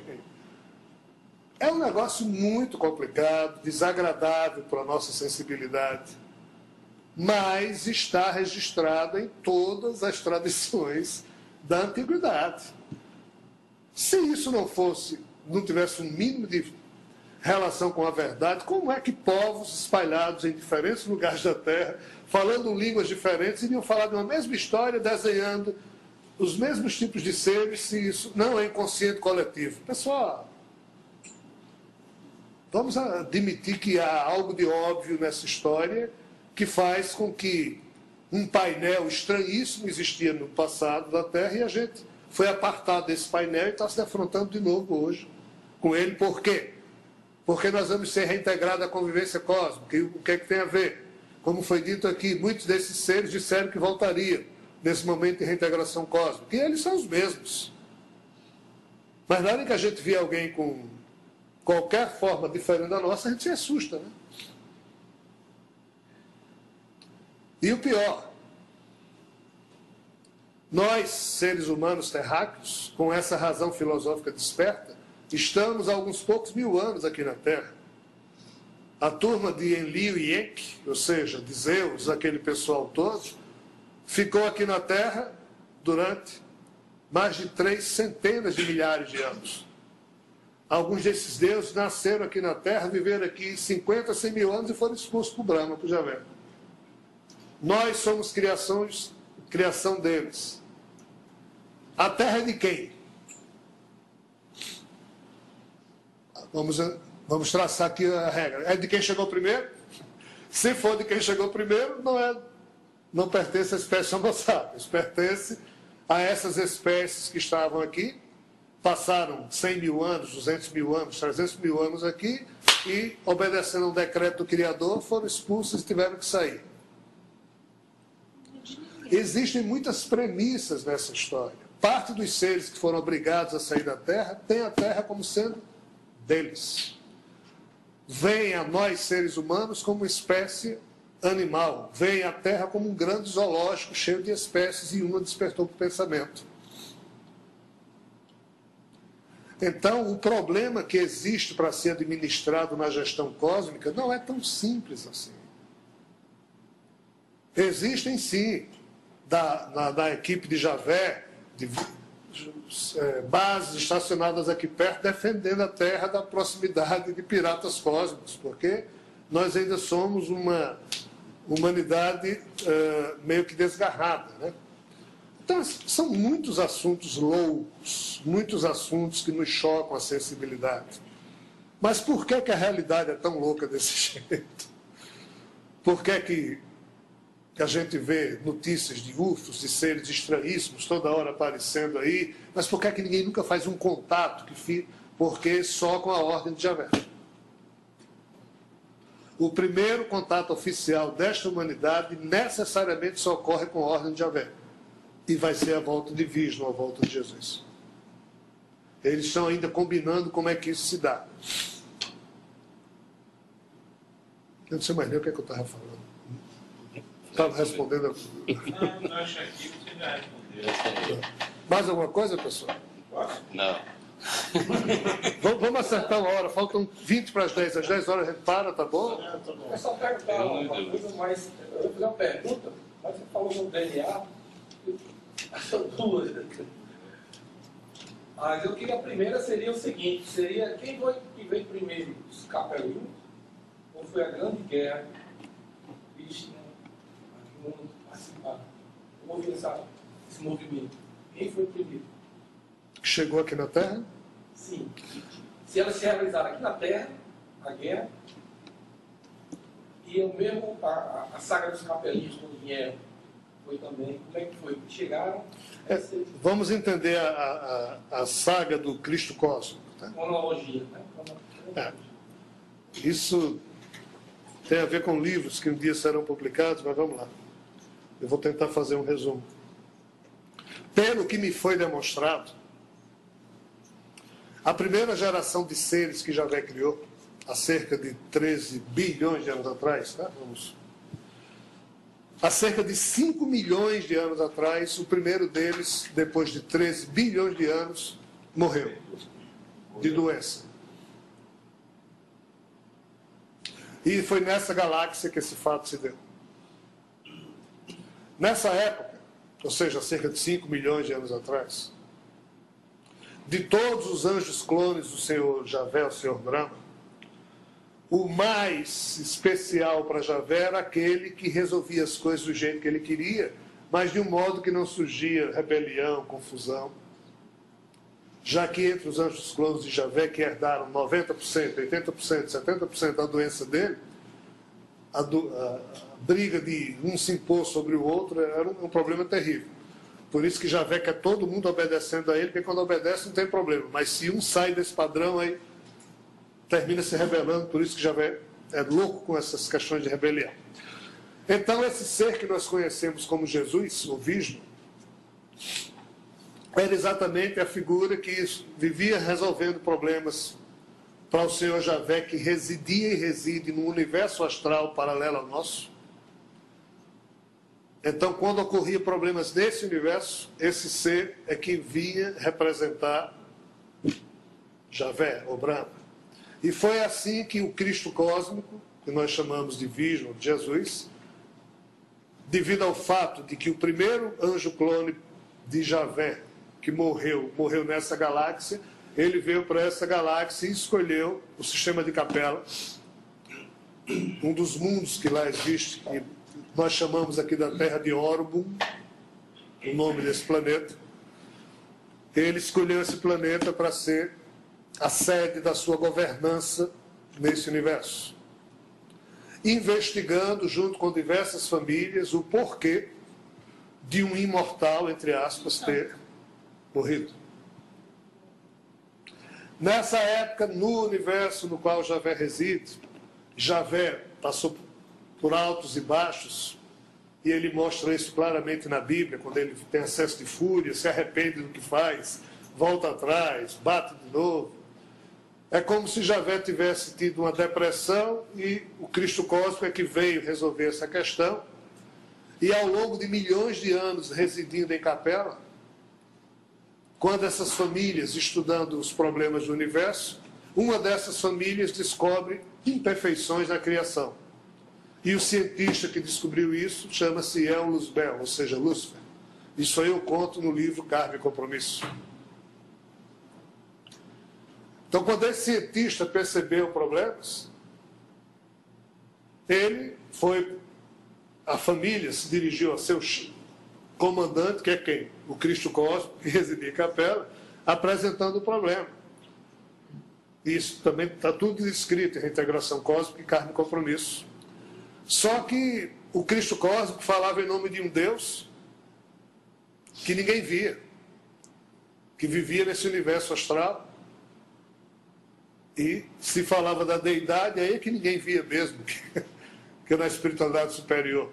Então a rebelião de Lúcifer começou a partir do problema que ele, Lúcifer, criou, um problema de saúde, com a assessoria de Javé que estava servindo ao Cristo Cósmico. Essa mesma assessoria que nós conhecemos hoje, que eu pensava que era de Jesus e é de Javé, mas também é de Jesus, porque é a mesma assessoria que serve ao Criador e aos seus ministros, vamos assim dizer. Então, quando houve a rebelião de Lúcifer e 19 mundos ficaram então isolados da convivência com o resto, para esses mundos convergiu toda uma perspectiva de seres adoentados e que foram se adoentando ao longo do processo, e ao longo dos últimos 700 mil anos, daqueles 19 mundos originais, hoje só continua isolado a Terra. Então, para a esfera espiritual terrena, convergiu todo tipo de espírito complicado, como refúgio dessa história.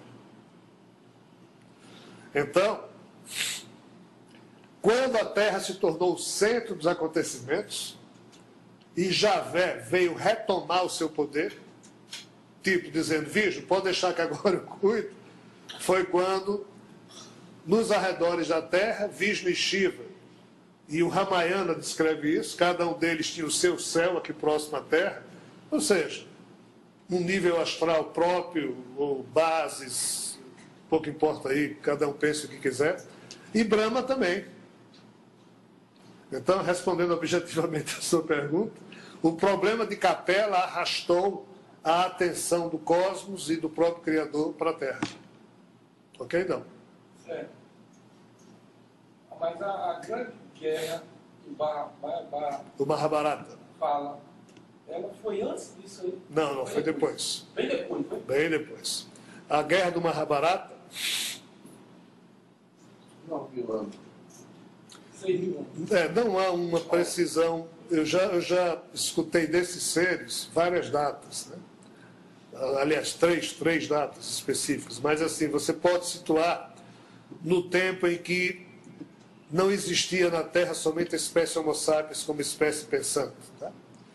Então, se é fato que Javé expulsou tudo que é espécie pensante que existia na Terra para deixar só Homo sapiens, nessa última era de 5.125 anos, e isso começou no ano 3.110 a.C., então o Mahabharata teria sido uma guerra anterior a isso, ou seja, com 6.000, 7.000, 8.000 anos atrás. Ok? Agora, outra pergunta que você falou do DNA. Eu estou fazendo um trabalho, realmente. A vida, ela acaba quando cessa, né? A mente, o espírito se desprende disso aí, depois que a mente para, tudo. Quando ela começa, é do início da explosão, da concepção. E é onde a fase onde o DNA começa a ter um desenvolvimento muito mais rápido, os 3 primeiros meses, do que o normal. Você falou quantidade, a percentual nesse DNA mesmo, né? Porque é um de outro astral, mas que corresponde a nós mesmo, mas que é uma energia diferenciada. Mas até que ponto esse aí interfere no biológico nosso? Bem, de fato, como você muito bem colocou, a vida biológica, tá? Há diversos tipos de vida. Tá? A vida espiritual nada tem a ver com a vida biológica. A vida biológica começa no momento da concepção e vai enquanto dura a presença do espírito administrando o corpo. Na hora em que o corpo se torna incapacitado de manter a presença do espírito nele, ocorre o desencarne. Agora, como é que essa vida biológica começa e qual o grau de influência do DNA como obstáculo para o espírito que vai encarnar? É isso que você pergunta? Mais ou menos. Até que ponto essa influência desse DNA biológico tem nesse espírito que vai encarnar? É terrível. A coisa funciona mais ou menos assim. Na hora que seu espírito for encarnar, o meu, de qualquer pessoa, de qualquer espírito minimamente organizado, minimamente equilibrado, né? Na espiritualidade acontece uma reunião em que todos aqueles que já foram seus pais em vidas passadas, já foram seus filhos, cônjuges, amigos, tá? Se reúnem porque o seu espírito vai nascer. Então, nesse tipo de reunião é feita uma avaliação da família espiritual para ver quais são os méritos espirituais que seu espírito tem, quais os deméritos que ele conquistou em vidas passadas, quais os problemas que ele precisa administrar. Ou seja, é uma reunião que se prepara o perfil do karma espiritual individual daquele que vai encarnar. E esse karma individual tem um fator resultante. Esse fator resultante é o que vai determinar, dentre os milhões de espermatozoides que existem circulantes no meio animal da espécie Homo sapiens, qual espermatozoide tem uma carga genética que mais se aproxime do fator genético espiritual, do karma do espírito.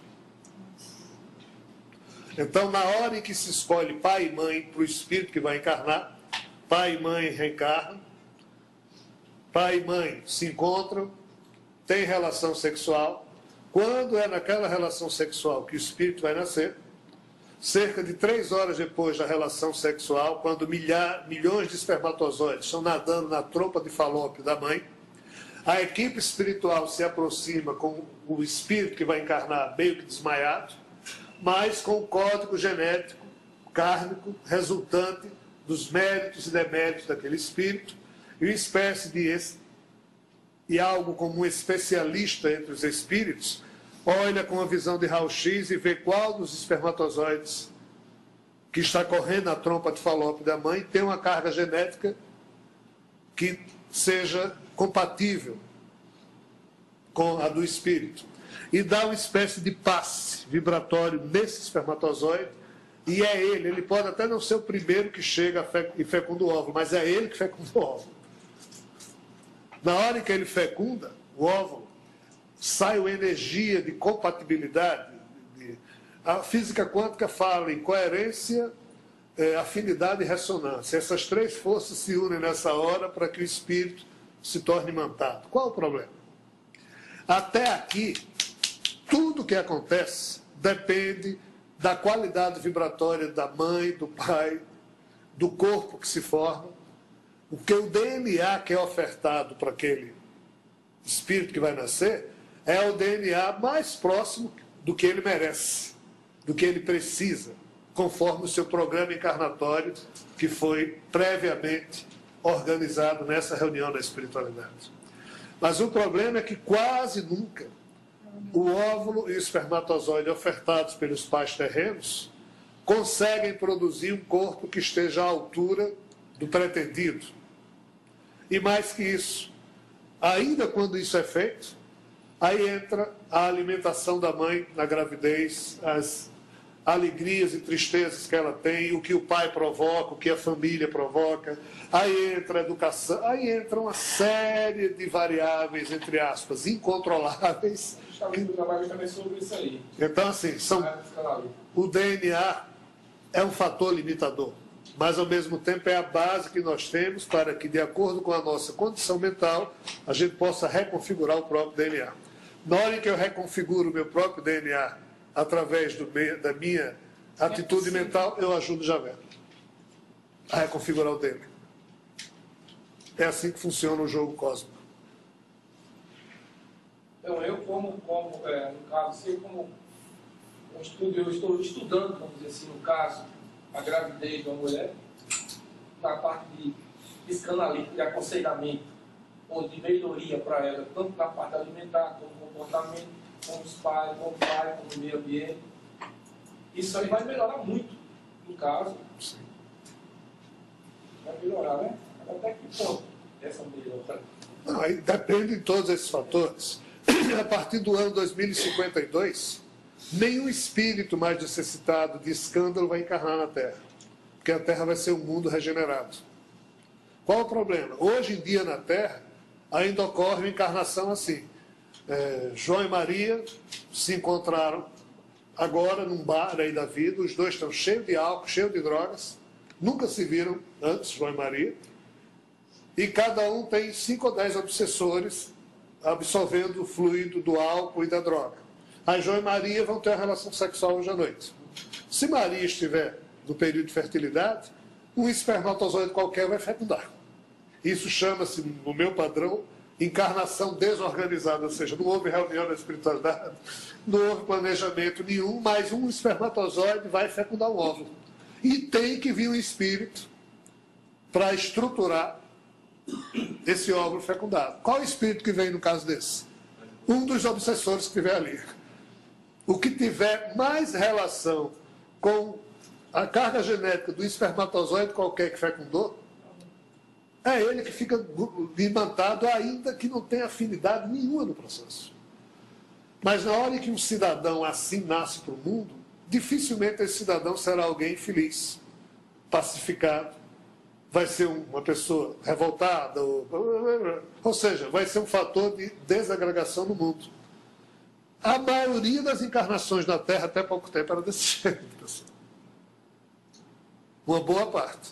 Então, daqui a algum tempo, não vai mais existir isso. Então, o DNA vai passar por um salto quânticozinho, tá certo? Ou seja, é assim que a espécie Homo sapiens vai progredir e ajudar que já progrida também. Como em câncer, 90% hoje, 90 e poucos por cento hoje dos cânceres é provocado pelo... É o que se diz, né?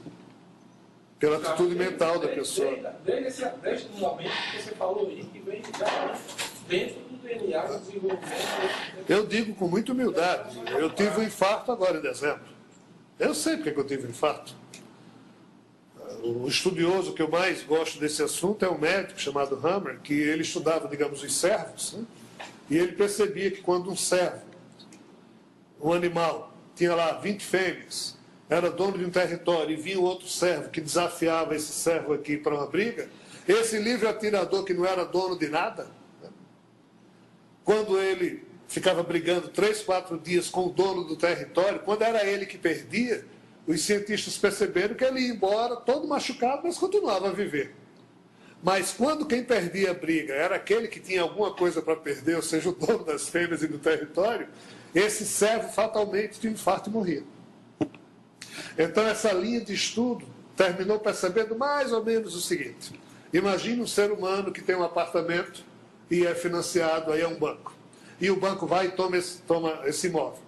Esse ser humano ele tem 3 atitudes possíveis diante do fato. Uma, aceitar o fato, sem drama.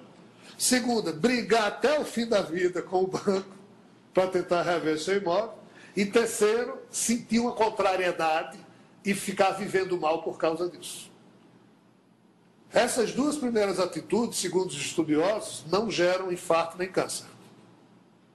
Agora, a contrariedade ou o sentimento de perda que causa contrariedade, aí gera doença. O infarto vem daí, alguns cânceres vêm daí. Eu sei de onde veio o meu. É exatamente essa minha insatisfação de conviver com essa turma que não me larga. E a vida não é fácil de quem é escolhido por esses seres. E eu não posso fazer nada para me livrar disso. O que essa turma interferiu na minha vida, eu fico olhando. Então o meu corpo chegou a um ponto que... E eu disse, cara, vai embora que é o meu ponto que... E eu disse, cara, vai embora que é o melhor que você faz. Então tive 2 paradas cardíacas. Fui embora rindo, já estava tomando sorvete no purgatório quando me trouxeram de volta. E até hoje eu preferia estar lá. Mas, ou seja, uma contrariedade. Só que a minha contrariedade era extra terrena. Eu não posso dar conta dela. Aí Javé disse, se você se submetesse, nada disso acontecia. Eu digo, mas eu não consigo, vou fazer o quê? Então, assim, cada doido com sua história, cada doido com sua tese, cada doença com seu diagnóstico formidável, né? A minha é assim, mas infelizmente é assim, é a nossa atitude mental. É como você está dizendo, a nossa atitude mental aciona ou desengatilha mecanismos que já estão implicitamente marcados no nosso DNA com a doença que nós herdamos. Pessoal, 10 horas, eu acho que vocês já escutaram muita bobagem. Ainda tem mais alguém? Tinha um... Não, você via ele lá atrás que estava há muito tempo levantando o braço. Se o senhor pudesse responder, o senhor reza, se positivo, a quem o senhor pede suas bênçãos. E Jesus, o Pai Nosso, ele está se referindo a quem? Quando Jesus se refere ao Pai Nosso, é a Javé ou a alguma deidade? Bem, eu pratico yoga há muito tempo. Eu não rezo o lado clássico, tradicional da minha herança cultural católica. Eu fui aluno marista, estudei o tempo todo no colégio marista, recebi uma formação católica que é muito importante para mim, foi e é, pela qual eu tenho muito carinho, né? Mas eu não sigo essa tradição. O tipo de oração que eu faço é muito pessoal.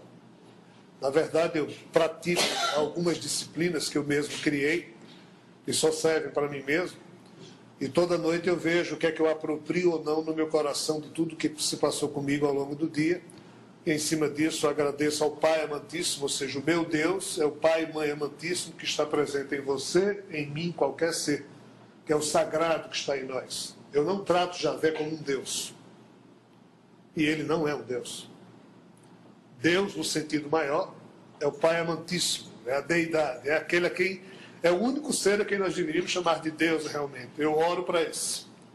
Segundo os hindus, da mesma forma que você pega um torrão de sal e dissolve na água, e a partir dali toda e qualquer molécula da água, se você pegar e colocar na boca, você vai perceber que está salgada, mas se você olhar, você não mais percebe o sal. Assim é esse Pai e Mãe Amantíssimo no íntimo de cada um de nós. Ele está presente, mas nós não o percebemos, porque a gente pensa que nós somos esses nomes que as nossas personalidades terrenas nos deram. Então a gente termina fazendo com que esse sagrado fique adormecido lá dentro e a gente fique fingindo que é quem não é. Na hora que você desperta esse conhecimento, você percebe que o sagrado está em você e está em qualquer um. Esse é o Deus para quem eu rezo. Ou seja, eu não rezo para ninguém fora de mim mesmo. É o sagrado que habita em mim, que habita em cada um de vocês. Penso eu que, de fato, Jesus rezava para Javé. O Pai Nosso, como se fala, que o Espiritismo aponta como sendo uma oração de Deus para o Pai Amantíssimo, não é para Javé. Na minha opinião. E por tudo que eu escutei, é para Javé. Agora, está errado rezar para Javé? De forma alguma. Mais de 1 bilhão de pessoas na Terra rezam para Javé.